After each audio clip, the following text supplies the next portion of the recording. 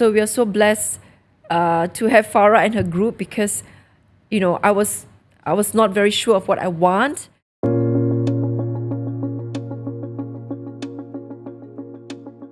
So what was your expectation, and what were you looking from a house that you wanted to rent, and what was the priority? Okay, I think for us the priority was for Sarah because we moved quite a bit and Yeah. then there was a lot of disruptions in her life. Yeah. So the first instinct for us as parents is to find a home which is closest to her school. So my husband Ramesh didn't mind to have the long commute Yeah. to his office as long as she's happy. So, and the British International School was very much like the Singapore system. Yes. So I think there was a clincher for us. We Yeah. just chose that school, and she was very happy there. Yeah. So that was good. Yeah.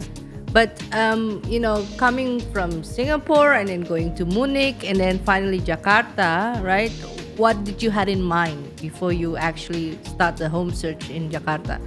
So again, our focus was just on her. We only have one child, so we feel that she has to be comfortable, and it's quite because she made friends in Germany. Then we had to move. Then she made friends. You know what I mean. So it was a bit hard for her. So we just wanted her to be happy. That's all. And it was quite fortuitous, this move to Indonesia, because when she went back to Singapore, she had to. Because she took Mandarin when she started school, and then it was really nice that she could learn Mandarin. But because of the 4 years in Germany, she forgot about Mandarin. So it was quite nice that we came back to Jakarta, and then she didn't have the struggle to learn Mandarin. So in some sense, that was a blessing. Yeah. Okay. And I mean, I remember that you finally choose one house in Pondok Indah, right? Yes. And then after that, you moved to another house, right? How was the quality of housing back then, you think? Okay, I think I was very, very overwhelmed by how big the houses are in Jakarta. I mean, some of them are palaces. Yeah.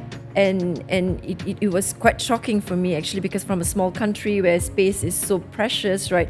Suddenly we have this sprawling house with the big garden, and some of them have like statues and everything. It was quite overwhelming. But so we stayed in one house, and I think I shared just now about the cats living in the roof. So it wasn't advisable. I remember calling you, and then there was something wrong with the pool. There was a crack in the pool. Then I said, Farah, please help me.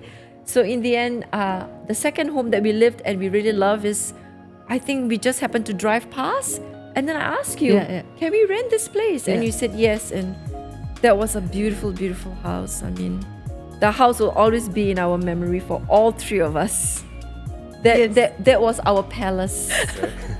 Literally. Were there any requirements when you came here? What do you somehow expect from the house? Do you remember? I wanted a house because in Singapore we live in an apartment. I just wanted to know how it feels like to live in a house. So we are so blessed to have Farah and her group, because I was not very sure of what I want, and I think it can be quite annoying to be with a client where, but like, I don't know what I want, but I just want a house. But the house also has got to resonate with me, right? It cannot just be any other house, right? So, but the first time I walked into, the house just called me. I think the house was. But this was is my always, house. it's you said it's annoying, but actually it's not, because even though we give you questions or forms that you need to fill in about requirements or expectation of what you want for your house, you are actually, as a client, as an expat, you are actually clueless, because you don't know what you will get, right? In Jakarta, right? And people always think that this is Indonesia, third world country, it must be cheap, and of course in Asia mostly it's modern buildings and all those things.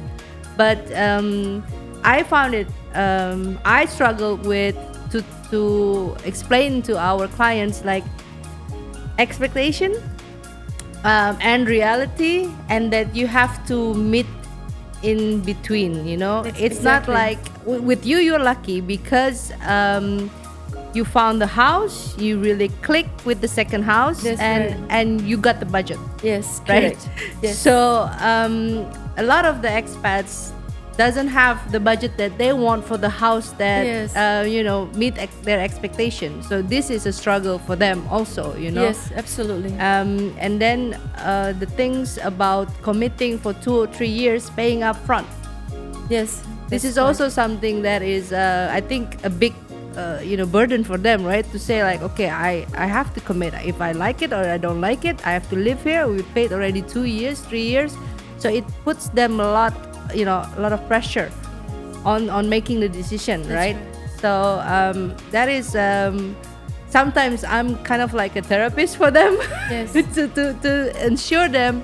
And the thing is, I don't make decision. You guys make decision, right? Yeah. So you can't blame the agent. You cannot blame Yes. anyone if you don't like the house or if the house has problems or whatever the reason, right? So this is what I see in our clients, the frustration in the beginning to commit to this 2-3 years. Sometimes also I tag along, right, when you meet new clients. And yeah, what I realize is with the Germans, a lot of times one of their requirements, big garden, right? So I think that's really typical German. Yes. You have to have a house with a big garden. They imagine the kids playing soccer there, Yes. which in reality, after 6 p.m. you can't use it because That's the right. mosquitoes, the Yes, it's so heat, hot. and Yes, correct. and everything actually goes inside the house. Yeah, but that really need trust, I think. Yeah, that when you tell the client or the newcomer, basically, yes, I mean, like it might be one of your top priorities, but actually, you should look at other things, right? Yeah. Again, expectations and reality. Yes, and also depends on, and this is also now one of the question that we ask to them. First is where you from, nationality, and second is where is your last assignment country, Yes. because correct. this is also Will affect it you. will affect their decision or their expectation. Yes. For instance, if they come from let's say a developed country, and then coming to Indonesia, then they will get more frustrated because of things doesn't work. There's a lot of chaos here. There is no structure in things here, right? But if they come from countries like similar countries like Malaysia maybe, or Thailand, or even India, which is more chaos from Indonesia, they are more at ease, of things. This is what I learned. But when you went to Munich the first time, did you had someone like Farah? Did you had someone who went with you around? There are not many Farahs around. To be very honest, to put it out there, no. So it was an agent. It was Yeah. an agent, but she was very cut and dried. Like, this is your budget. These are the places you can go. That's it. You have to decide. It's your call. And there was no, you have to make a decision fast. Yeah. So that's how it works. It's just that, but you said it's different. You said that you can have the budget, you can have the house, but then sometimes it just doesn't click, right? Yeah. Yeah, but in Germany we just have to decide. And we're quite fortunate. We are quite blessed in all our travels. We met good people. May not be so friendly, but they're very good. So we found a beautiful home in Munich. I mean, it's still a home for us. Yeah. And like in Indonesia also, one of the things was, even though now in Jakarta more people speak English, but a lot of people, of course it's not our first language, right? So the communication, what you try to say to the agent or to the realtor, they catch it differently, because this is not our native language. Yeah. And I have to always learn to read in between the lines, because Okay. not everybody can communicate exactly That's what they right. had in mind. That's right. Not everybody speaks plainly. Yes. So you sometimes people can say. I remember one of my clients said, "Farah, I just want to have apartment. I want to have a fully furnished apartment, and but I have a cat, right? And in Jakarta, you can't have a cat in apartment. It's very rare to have a pet-friendly really? apartments. Oh. Yes, So, and he said, no, just apartment, on the call, right? I don't want a house. I want like a facility in the building, right?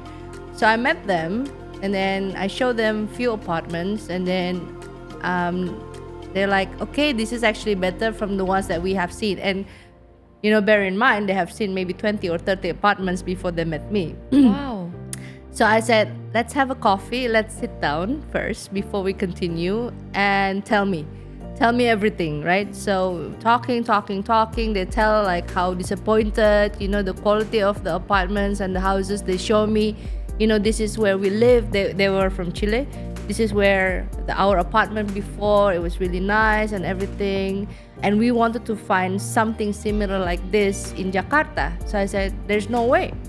Because the taste is different. The Indonesian taste of how they furnish the apartment is completely different. So if you want something similar like this, you need to either buy or rent your own furnitures. That's right. And then I said to them, I think I know a place for you where you can actually stay and you'll be happy. And it's not an apartment. And they were hesitate at the beginning, but I said to them, just come with me and then see the house, right? So I showed them the house, and they were so happy. Oh. And they stayed there for 3 years, and it's completely different from the requirement that they told me in the beginning. So this is.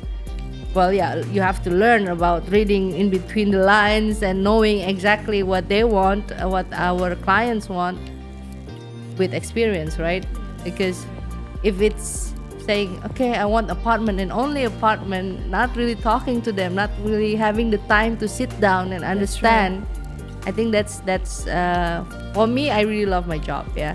It's not just because I can find you the right apartment, it's also to know that we might not be friends after you settle in, but to know that I can at least help you the first 2-3 months to kick off, your new life in Indonesia. So that's why I love my jobs.